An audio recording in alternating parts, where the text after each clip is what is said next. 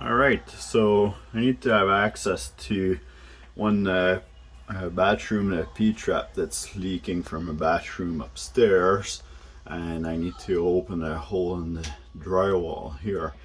So I'm going to use that. Alright, so I need to have access to one bathroom P-trap that's leaking from a bathroom upstairs, and I need to open a hole in the drywall here. So I'm going to use that the I'm going to use the P246 multi-tool to cut the hole into the drywall, and you guys can see how good it does the job.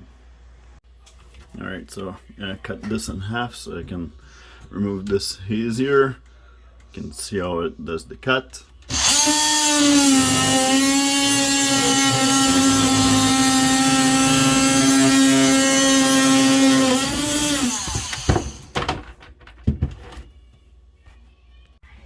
So a multi-tool makes some nice clear cut, nice and straight.